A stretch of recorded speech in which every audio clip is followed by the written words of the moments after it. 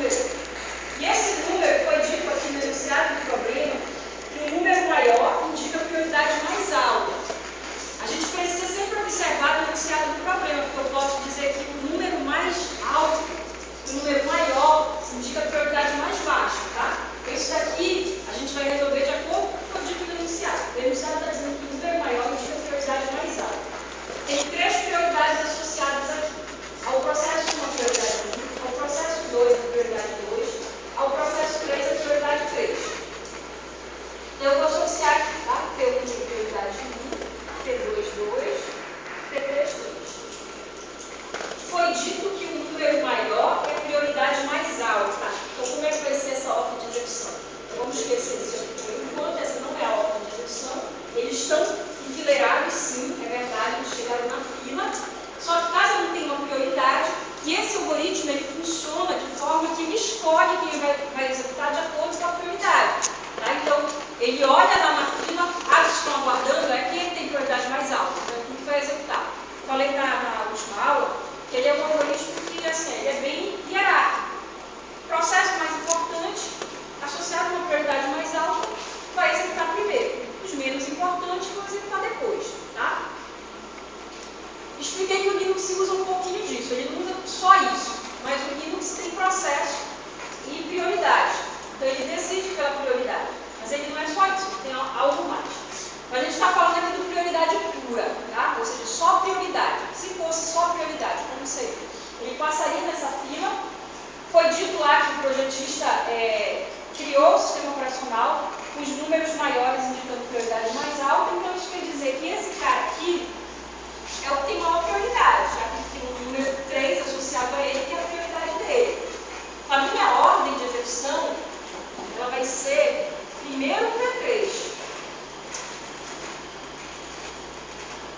Primeiro ele vai executar o P3. Depois ele vai ver quem é que tem a prioridade, no caso, o P3 vai até a CPU, vai executar. Como é prioridade não preempitiva, P3 precisa de 3 milissegundos, ele vai executar durante os 3 milissegundos que ele precisa. Quando ele acabar, o sistema operacional vem ver quem é agora que tem a prioridade maior.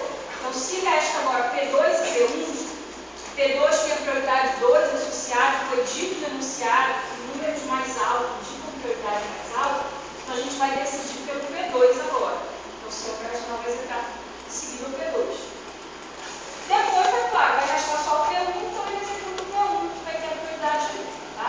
Então, a ordem vai ser essa. Eu estou desenhando isso aqui para vocês entenderem que vocês não vieram. Só 7 que estão aqui, talvez, tenham vindo na aula passada. Por isso que eu quis realizar. Então, o objetivo da solução do problema logo é desenhar diagrama de Gantt. Eu estou voltando só para explicar. Tá? Só para que vocês entendam como é que é feita a escolha aí. Então, a escolha vai ser essa. P3, P2, P1. Agora, a gente já consegue desenhar o diagrama de Gantt, sabendo a ordem que eles vão executar. Se eu nesse problema aqui, dissesse para vocês que um número maior indica prioridade desde mais alta, mais baixa, como seria essa ordem? Seria o contrário, né?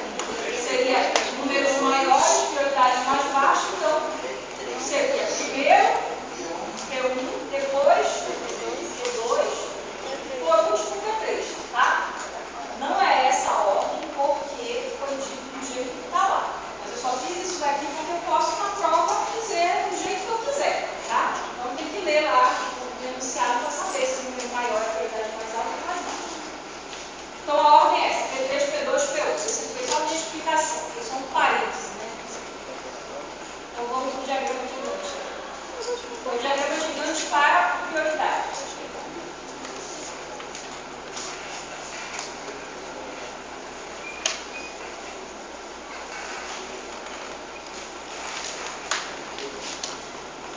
Então, como é que fica? A ordem está aqui, eu já sei. Começa pelo P3, ele vai do tempo 0 até o tempo que ele precisa. O tempo que ele precisa é 3, então vai de 0 a 3. Depois vem P2. P2 precisa de 1 milissegundo, então 3 mais 1 é 4. E por último vai ser P1. P1 precisa de 6. Então vai ser do 4 até 4 mais 6, né? 10.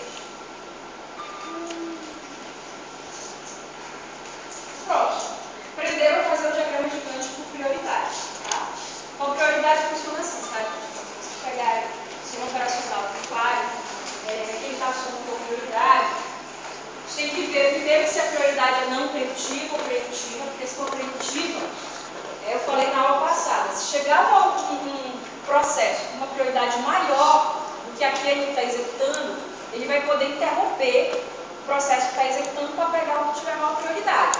Isso pode acontecer se o escalonamento do sistema operacional for prioridade preemptiva. Tá? Então, supondo que tem só, vamos supor que ele executou P3, executou P2, aí P1 tem prioridade 1. Aí chegou um cara, P4, prioridade 3, de novo, ele vai interromper P1 e pegar P4. Tá?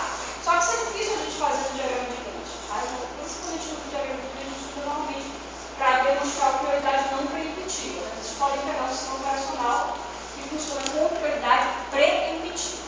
Professora, ali no diagrama de Gantt não seria a de P1 ali 3 milissegundos, tem mais de 3 milissegundos?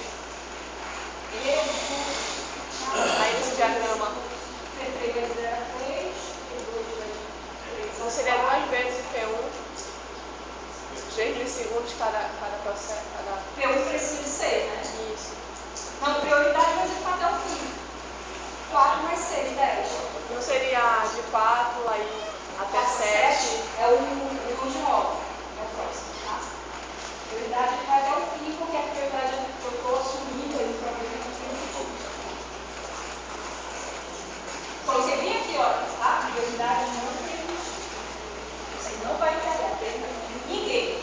Todo o processo vai ficar até o fim. E vocês podem encontrar também, que eu falei na aula passada, nos sistemas operacionais que a gente vai estudar, já deviam ter encontrado, já deviam ter estudado, um termo talvez de prioridade também dinâmica, né? Prioridade dinâmica e estática.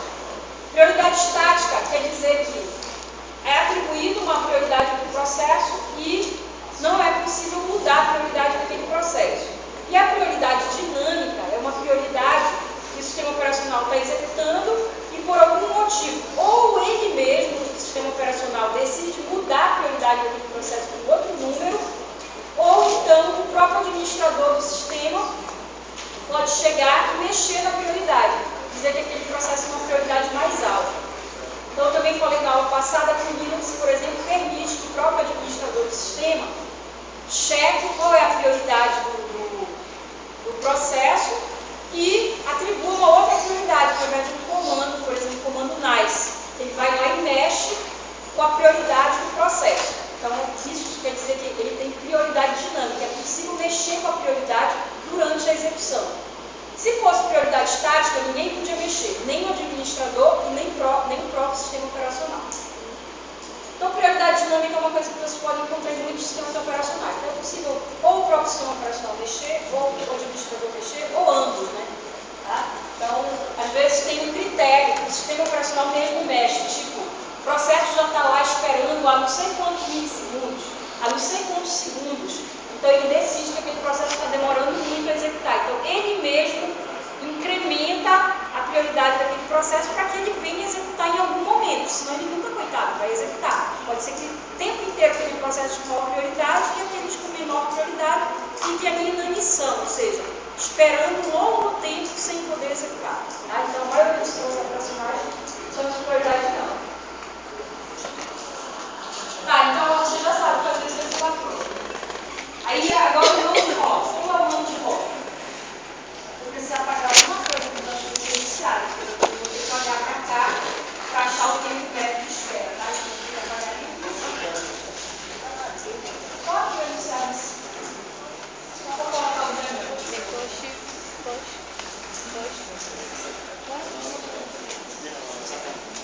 Bom, antes de eu fazer o diagrama, vou de novo dar uma explicação do mão de roda, tá?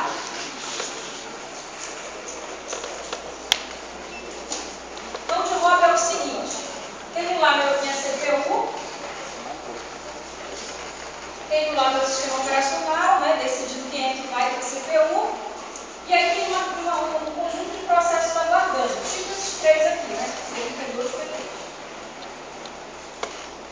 Se eu disser para vocês que o escalonamento é esse mão de roda, também chamado de circular, tá? Também chamado de escalonamento circular. Esse escalonamento ele funciona da seguinte forma: é como se fosse o processo formasse uma roda, né? Naquela roda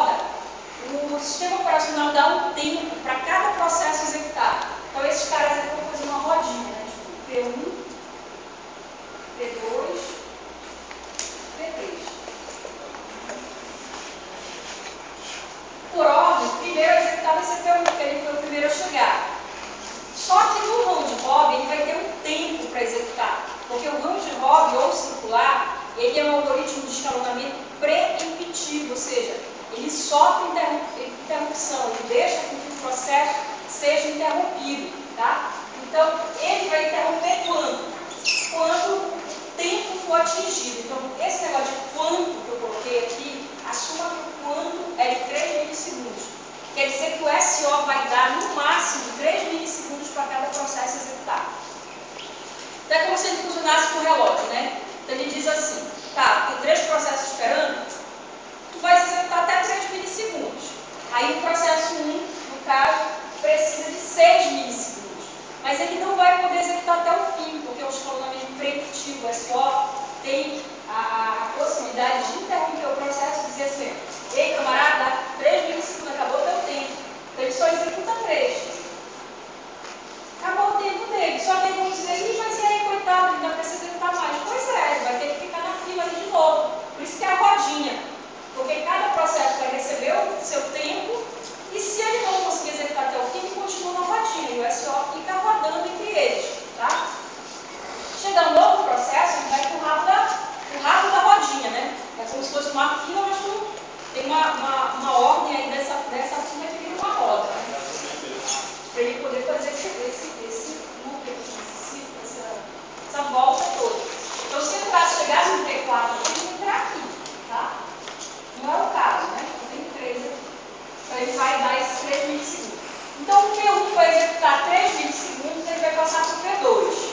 Aí eu falei na aula passada, o quanto máximo foi atribuído aqui no enunciado é 3 milissegundos. Cada sistema operacional tem o seu quanto decidido pela gestão do SO.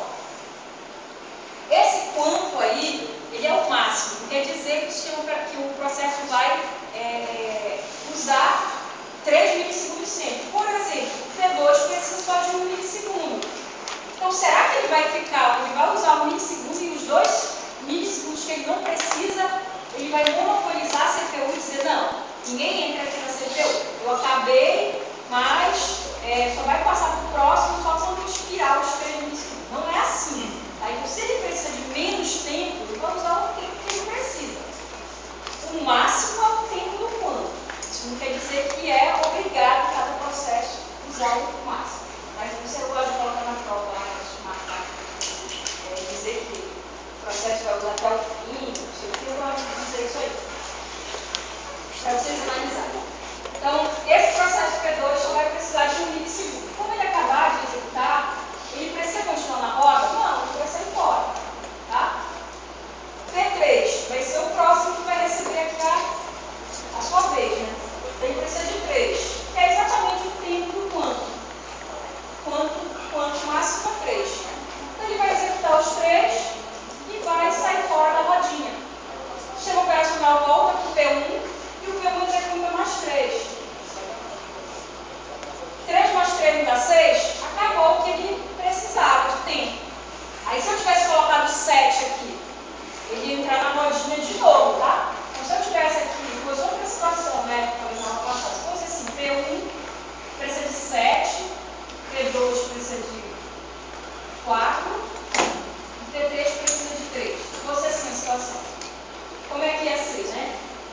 P1 ia executar 3, aí vinha para o P2 precisa de 4, mas só vai executar 3 também, vai continuar esperando aqui, né? Ele precisa de mais um, tá? Aí depois ele vinha para o P3. P3, como precisa só de 3, por conta de 3, ia sair fora. Aí o SO ia voltar para o P1. P1 ia executar mais 3, mas ainda não era suficiente, porque 3 mais 3 dá 6, ele precisa de 7. Então ele passa para o P2. P2 precisava, se precisasse de 4, ia ser 3, aí depois foi executar mais 1, né? 3 mais 1 acabou. E ele voltava então para o P1, que dava mais o tempo que o P1 precisa, que é 1. Aí pronto, acabava ali a rodinha toda, né? Todo mundo saía fora. Se ele precisasse de mais um, no caso fosse 8, como é que iria? Os outros 2 já saíram da roda. Mesmo assim, a gente tem que, no diagrama de Gantt, demonstrar que o quanto expirou e que ele vai de novo começar. Se fosse ser 8, como está falando, então, se eu considerar o diagrama de Gantt, ia ser assim. começa no 0, vai do 0 até 3. Aí P2 vai do 3 até 6, né? Aí P3, vou fazer 3 aqui, tá? P3 vai do 6 até 9. Aí volta para P1. P1 ele ficava mais 3, então eu digo que ele vai do 9 ao 12. Aí ele vai para o P2, né? 12 a 13, ele precisa só mais um. Aí P3 já acabou, não entra mais na roda. Aí ele volta para P1. Aí P1 precisa de mais 6 ou 2, né? 3 até aqui. Tá? Eu tenho que sempre fazer o diagrama pensando sempre o máximo é 3. Tá? Se fosse 17, se fosse aqui 17 não, se fosse aqui 10, ele ia entrar aqui uma vez, duas vezes, dá 3 mais 3 dá 6. Aí aqui ia ser até 16, né? Aí ele ia usar 9. Aí tu tem que parar mesmo aqui, tu não vai, tu não diz direto, tá? Que vai até 17. Então assim, não vai de 13 a 17. Não, ele não vai de 13 a 17, ele vai primeiro de 13 a 16. Aí vai assim, ó, dá uma parada, e aí depois dá o número que tá faltando. Mas no diagrama a gente tem que dar a parada, tá? A parada do ponto. Então esse diagrama que eu desenhei aqui foi só para essa situação hipotética que a gente inventou, tá? Só para melhorar a explicação. Mas bora desenhar então o enunciado do problema. Eu vou apagar esse aqui, tá? Esse aqui não é o verdadeiro. Isso aqui a gente fez só para brincar. Bora desenhar o verdadeiro, né?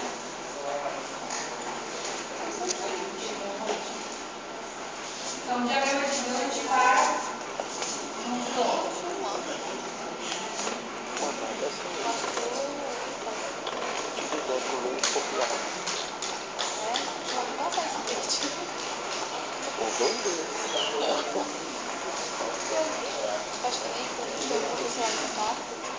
Então, bora aqui de volta. Vamos lá, né? Então, P1. Não deixava lá no pai. P1 precisa de quanto colocar aqui? Mas quem vendia lá era professor de matemática.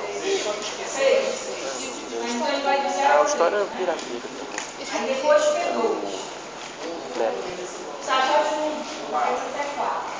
Até hoje ele Eu P3, tenho uns 10 dele mais ou menos. 3, 4 até 7. Esses dois já acabaram, né? Eu só preciso voltar com o P1. O P1 vai até 6, 7, 10. Acabou, né? Só isso. Ok, então desenhamos 4 diagramas. Tudo tranquilo? Tá? Então agora vamos achar então o tempo de espera, né? Então baseado nesses diagramas aí, a letra B. Então tempo médio de espera, o pico.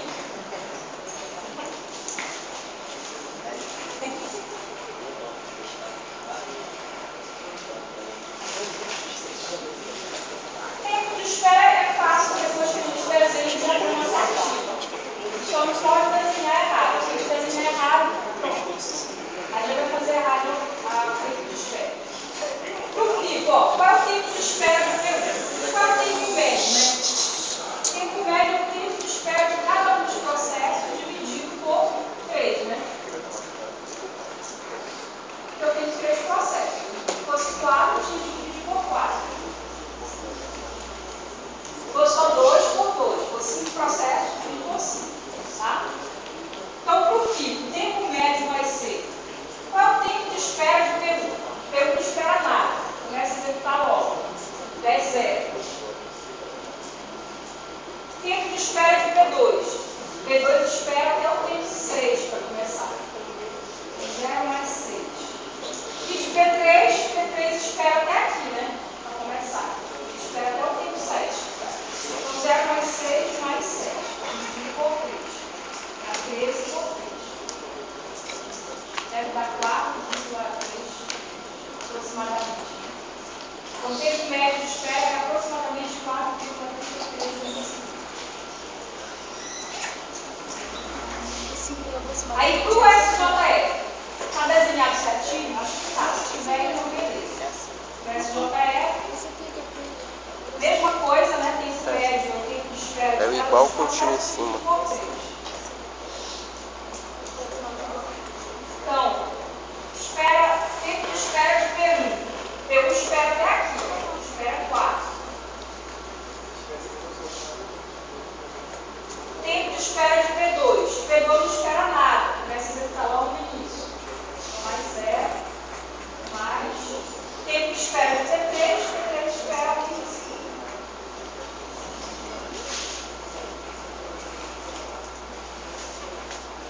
Dividido por 3 dá 1,6 aproximadamente. Então, na aula anterior, a gente viu que normalmente o tempo médio de espera do SJF é melhor do que o tempo médio de espera do FIFO. Por quê? Porque é tempo de sorteio de quem demora menos, né? Isso já começou aqui pela história da fila do banco. Você otimizaria se você soubesse quem vai demorar menos. O problema é que não é um algoritmo muito real, né? É difícil o sistema operacional prever se o processo vai executar, tá? Isso não é muito usado na prática. Aí vamos agora achar o tempo de espera do prioridade. Tempo médio de espera do prioridade.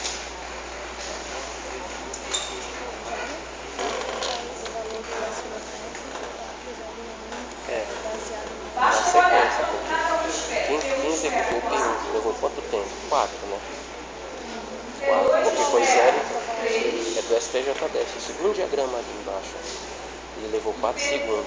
O P2 não levou nada, ele foi o primeiro, então é 0. E o P3 levou 5 segundos. Aí é o último lá embaixo. Levou mais tempo. Ele é o último. Ali é a prioridade. Quem executa mais rápido é o primeiro. Aí só que ali o tempo médio tem que seguir a regra. Muito P1, fácil P2, para ver o P3. FIFO, o SJF e o prioridade quando eles estão com o diagrama já montado. Pior é o round robin, porque tem essa história de que ele vai e volta, né? Então não é tão trivial. Então o round robin ficaria assim.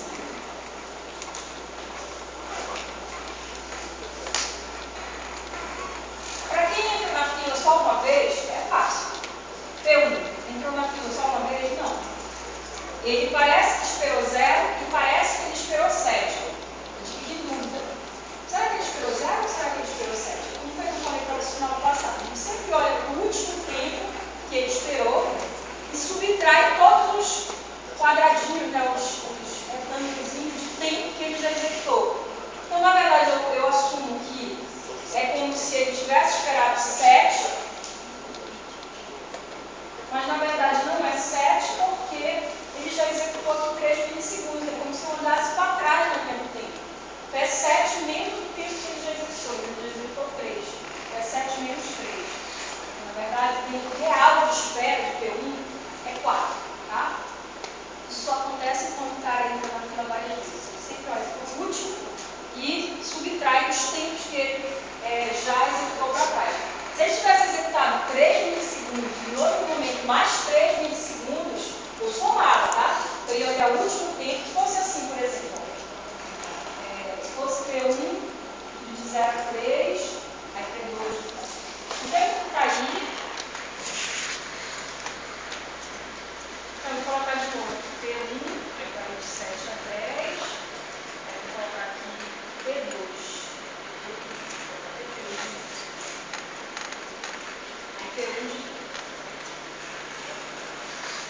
Como fosse uma linha do tempo assim, né? Como é que eu ia fazer com o P1? Porque P1 entrou aqui e entrou aqui, tá? 3 vezes. Então eu faço assim, eu olho para o último e depreço, né? Então diminuo dos tempos que ele já executou. Então ele já executou 3 aqui mais 3 aqui. É 13 menos 6. Então o tempo real de espera dele seria 6. Tá? Eu olho para o último e subtraio a soma dos tempos que ele já executou. Então, no caso aqui do meu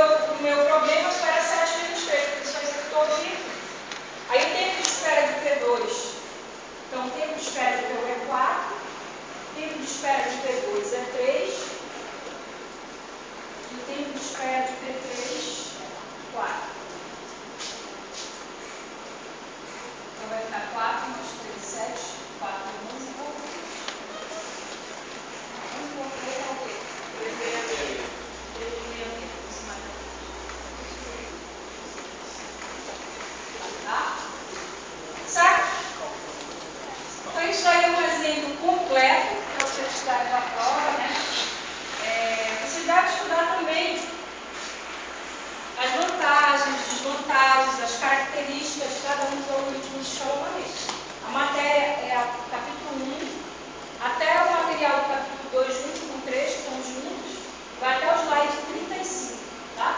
Então, a matéria da prova é essa. Então, capítulo 2 e 3.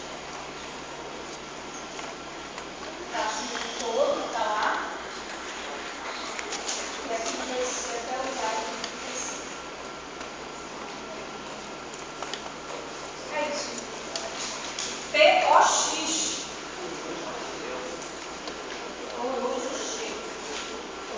Passa esse vídeo já.